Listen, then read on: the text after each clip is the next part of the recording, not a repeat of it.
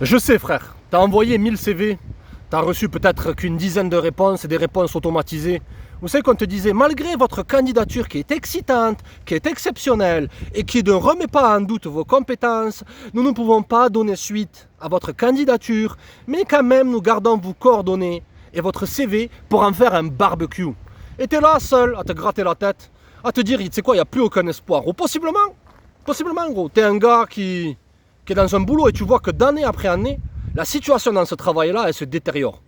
C'est-à-dire que tu vois que ton salaire il stagne, tu vois que la monnaie elle perd de la valeur, tu vois que tout augmente, et tu vois aussi qu'autour de toi, là, dans ton boulot, là, ce petit chef qui tient la machine, tout ça, tu vois qu'ils commencent les gens à devenir de plus en plus toxiques. Tu vois que même sur ta santé, ça en prend un coup. Ou tu es possiblement un gars qui est jeune, qui est ambitieux, qui pense qu'il va avoir une certaine forme de stabilité si je fais des bonnes études. Je vais être avocat, je vais être ingénieur, je vais être docteur, médecin, etc. Et tu es là et tu es plein d'espoir, où tu te dis je vais partir dans un pays normal, j'en ai marre d'être dans un pays chelou, où c'est que lorsque tu réussis, on te voit mal, et lorsque tu échoues, on te traite de branleur. Et tu vois possiblement aussi que tu vois tous ces vieux autour de toi là, qui te disent mais tu travailles pas assez, t'es un branleur, ils sont là à te critiquer. Les mecs, l'avion est sur le point de se scratcher. L'avion est sur le point de se scratcher, il pique du nez l'avion. On te dit souvent il faut que le capitaine coule avec le navire, mais il ne coule pas avec le navire la famille. Les mecs, il faut comprendre que tu vis à l'époque où c'est que le patron, il a tous les leviers, il a tout le pouvoir. Je te parle pas du petit patron là, de ton bar tabac du coin ou de ta petite usine de production à 15 employés, je te parle de grands groupes. De grands groupes qui n'ont aucune âme. Et j'ai travaillé pendant des années et des années dans ces grands groupes. Donc, je sais de quoi je parle un minimum. Ce marché, il est injuste et il demande de la soumission. Il demande, c'est un peu comme une sorte de rituel d'humiliation. Il faut que tu passes par tout un tas de rituels où c'est que tu prouves ta docilité. C'est pas t'arrives sur le marché du travail et t'es ambitieux, t'es énergétique, tu sais que tu vas carburer, tu vois, t'es confiant. Et tu sens qu'en face de toi, t'as une personne qui est réceptive à ça. Non. Aujourd'hui, il demande à ce que tu sois une serpillière. Parce que ces grands groupes, même ton patron, gros, il a tous les pouvoirs. Comprends qu'il y a trois leviers de pouvoir dans tout ça. C'est que de un, tu dois comprendre que tes diplômes, ils ne servent à rien. Les diplômes, ça ne sert à rien. Mis à part si tu veux exercer médecin, chirurgien, ingénieur, etc. Mais ce qui marche, les mecs, c'est quoi? C'est le piston. C'est un tel connaît un tel qui connaît un tel. Surtout lorsque tu es dans des pays où c'est que les gens, depuis des siècles, ont été conditionnés au servage, ont été... voilà, où c'est que c'est des petits réseautages qui marchent. Tu vois ce que je veux dire? C'est pas ton diplôme il veut rien dire. Ce qui compte, c'est pas ce que tu connais, c'est qui tu connais. Et comprends que ton CV, gros, il fait partie d'une pile de CV, j'en sais rien moi, de 2 mètres de haut. C'est-à-dire que maintenant, ils vont même utiliser des intelligences artificielles.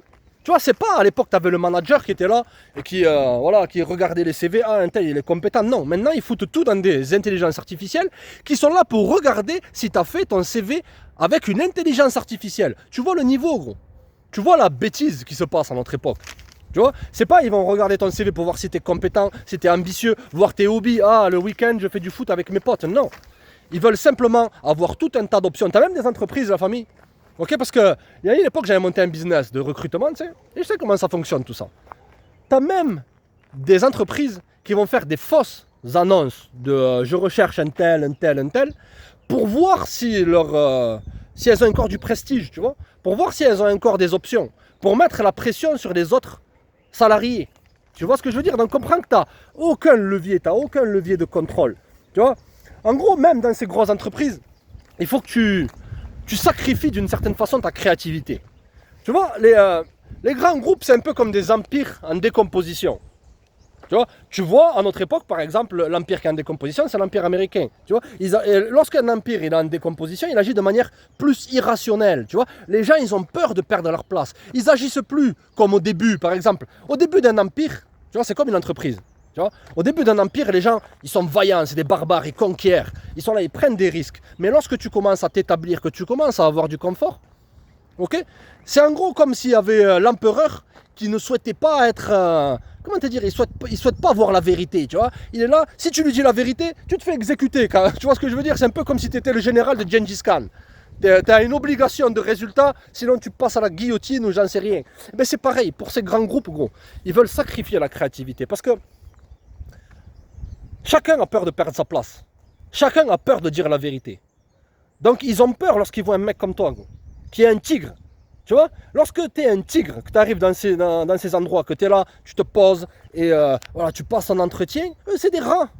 Tu vois, c'est des rats, ils sont là, les rats quittent le navire, gros. Ils voient un tigre, et donc bien sûr qu'ils ont peur. Ils voient que, même, imaginons qu'ils t'ont recruté.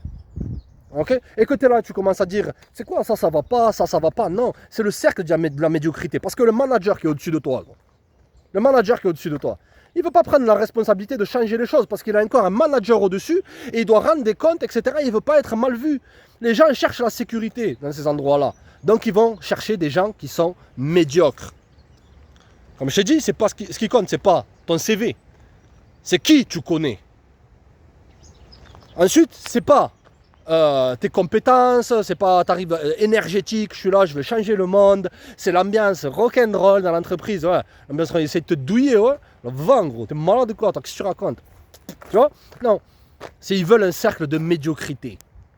Et comprends aussi, jeune, lorsque tu vas rentrer dans le monde du travail, c'est-à-dire le marché aux esclaves, comprends que c'est un marché qui est totalement en inflation. C'est comme dans les applications de rencontres maintenant.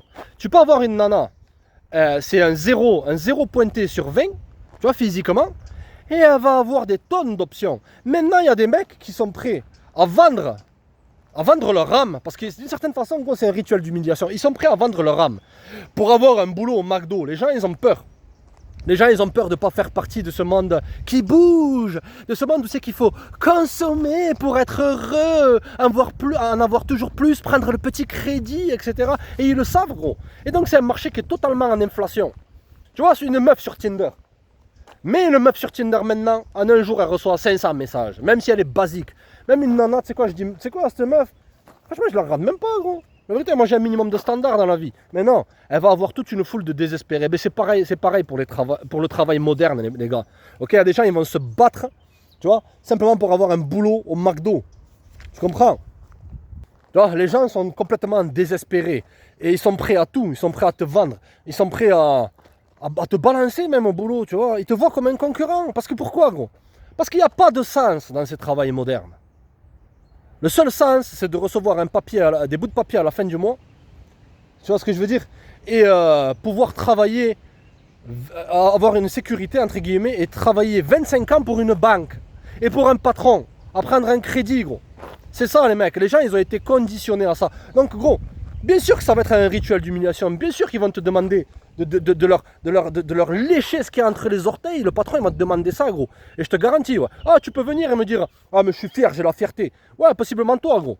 Mais regarde autour de toi. Il y a beaucoup de gens, ils sont prêts même à faire ça. Ils sont prêts à se prosterner. Ils sont prêts à tout, simplement pour te prendre ta place.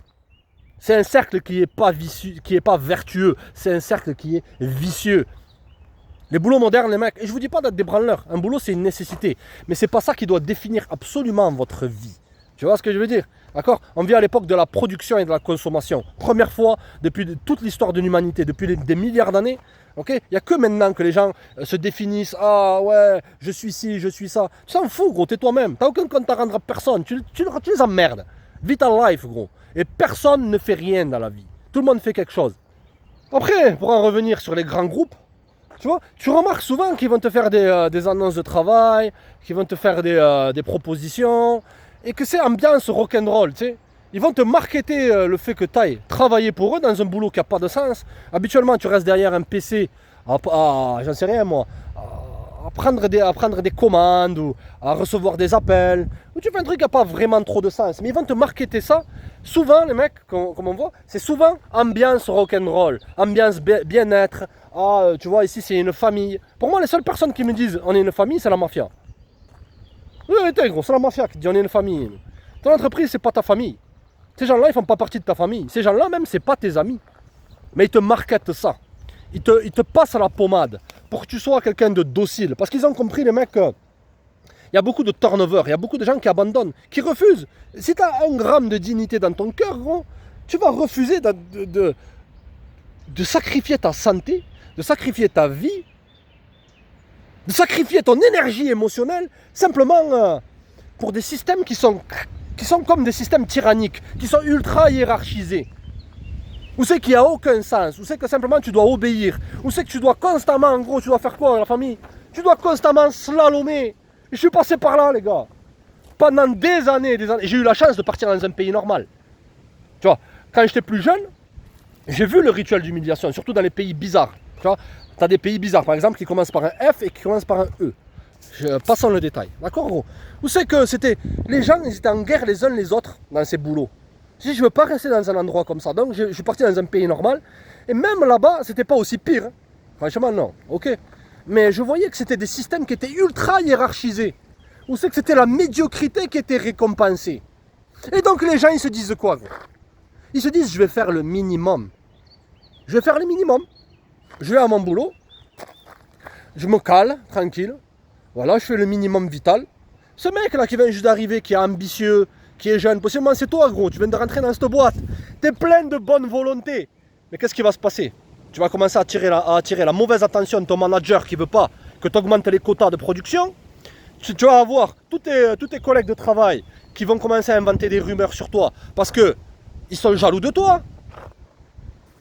Et ensuite, malgré que tu aies une bonne intention, gros, tu vois que ces systèmes, qui sont des systèmes tyranniques et ultra hiérarchisés, tu vois que tu n'as aucune récompense. Et au contraire, gros, tu vas devoir t'humilier. Tu vas devoir présenter des excuses. Tu vas devoir être dégoûté d'être un bon élément. C'est le cercle de la médiocrité, la famille. La vérité, gros, c'est que dans ce monde, t'es pas dans les années 70. T'auras plus ce boulot qui t'amène ta stabilité. T'auras qu'une série de jobs. Tu vois? Et tu seras toujours entouré de gens qui sont endettés, de gens qui sont stressés. Le matin, je me souviens quand j'étais plus jeune que je faisais de l'intérim, les mecs. Il y avait un mec, il venait me chercher le matin. Il sentait le pastis. C'est-à-dire avant de partir au boulot, à 5h du matin, je travaillais dans une usine. Tu vois, j'ai fait des années d'usine. Je sais comment ça fonctionne. Tu vois, il sentait le pastis. Je crois que c'est un mec heureux. Lorsque j'arrivais là-bas, je voyais des gens qui étaient aigris. Tous les jours, c'était le même schéma. Et tu voyais que ces gens-là, ils décrépissaient à vue d'œil. Pourquoi? Pourquoi dans le fond? Ils vivaient simplement pour essayer d'avoir ce mythe, le rêve américain. Tu vois, avoir une maison, un chien, une femme, des enfants, une stabilité, travailler pour des bouts de parpaing qui ne t'appartiendront jamais vraiment. Surtout si tu es dans un pays anormal. Mais bon, bref. Ils travaillaient 25 ans pour une banque, 30 ans pour une banque et 30 ans pour un patron. T'as deux boss, gros. Tu vois, et je voyais qu'ils étaient dégoûtés. Tu vas me dire, sans pitié. Oh, ouais, mais tu me dis quoi? Il faut que je monte un business? Ouais, les gars. Voilà, la douille du siècle. Cliquez sur le lien. Pour la formation sur comment devenir riche, le vent, gros. Je suis pas un vendeur de tapis, moi. Je suis là simplement. Les mecs, je suis l'électricité, c'est vous la prise, les gars. Prenez l'électricité, prenez l'énergie, la famille. Ok? Tout le monde ne peut pas être entrepreneur. Tout le monde ne peut pas être un putain de businessman. Tout le monde ne peut pas être avoir un tel ou tel business partout. Il y a des gens qui sont faits, gros. Et tant mieux, gros. Pour être des salariés, tout le monde n'est pas fait pour être businessman, gros. La vérité, la famille. Ok? Mais je te dis simplement qu'il faut que tu vois cette réalité en face. Et il y a toujours des solutions. Tu sais, à l'époque, le marché du travail était comme ça, à l'époque de tes parents, ou tes grands-parents, là, ou tous ces vieux là, qui te disent oh, vous êtes des branleurs, le jeune maintenant. Ils n'ont pas compris que tu peux envoyer 1000 CV, tu n'auras aucune réponse. Ils n'ont pas compris que tu seras traité, si tu travailles bien, tu seras maltraité. La vérité, gros, ils n'ont pas compris ça. Tu vois, ils vivent dans leur bulle, ils pensent que tout est facile. Ou ils sont là, ils essayent de se rassurer pour gonfler leur ego et se dire quand j'étais jeune, j'étais meilleur qu'eux. Ouais, débris. Ouais, la vérité, les jeunes maintenant, ils ont du talent, mais ils sont simplement dans un monde qui est injuste. Les mecs, il y a des solutions à ça. Comprenez que on t'a fait croire que ça allait être comme ça. T'allais avoir un CDI, je sais pas quoi, là, ces trucs de fatigué, là, et que voilà, ça, tout va bien rouler. Non, tu vois que tu perds ta santé, tu perds ci, tu perds ça. Moi, les mecs, je suis dans l'optique de la débrouille, de la débrouillardise, d'avoir l'énergie masculine, les mecs. Ok? Lorsque tu es masculin, d'accord? Et je ne suis pas là pour faire le masculinisme. Ils inventent des termes pour contrôler le narratif. Masculinisme. Lorsque tu dis aux hommes d'avoir une paire, et simplement de comprendre qu'il faut se débrouiller et avoir plusieurs cordes à son arc. Si maintenant tu as un boulot, gros, tant mieux pour toi. S'il te paye bien, que tu as un bon patron, nickel chrome. Mais tu es simplement l'exception à la règle. Tu vois? Mais si tu souffres maintenant, commence à réfléchir sur un talent que tu as. Ça peut être couper l'herbe, couper des arbres, faire du jardinage. Tu peux vendre tes services, gros. Et tu fais ça à côté de ton boulot. Aucun homme ne doit avoir zéro option. T'as zéro option, la famille. T'es dans ton boulot, t'es là, t'es dégoûté. Tu te résignes. Un homme, il ne se doit pas d'être résigné. Tu perds toute ta testostérone, gros. Arrête de faire le fatigué. Il est malade ou quoi, toi? Tu perds ta testostérone, tu perds ton énergie. Tu vois? Mets plusieurs cordes à ton arc. T'as un talent maintenant. T'as un talent, exploite-le. Et ensuite, tu pourras travailler pour toi-même, gros. Chaque homme se doit d'être un minimum indépendant, de ne pas dépendre du régime ou de patron, de la banque. Non, gros. D'accord les mecs, donc comprenez qu'ils vont te demander de passer par un rituel d'humiliation. Tu leur fais le, ok? D'accord, simplement en développant tes compétences et en devenant toi ton patron, ou devenant toi un patron, mais un bon patron, un vrai patron, à l'ancienne. Et à l'ancienne, je fais quoi? Je fais des tours sur moi-même. Tu capites quoi? Mégo. Ok gros. Après, ça sera toi qui deviendras un patron, c'est toi qui emploieras des gens et tu chercheras des gens qui ont du talent. Tu t'enfermeras pas dans le cercle de la médiocrité. D'accord les mecs? Allez les gars, il y a toujours une solution à vos problèmes, arrêtez de chialer, check.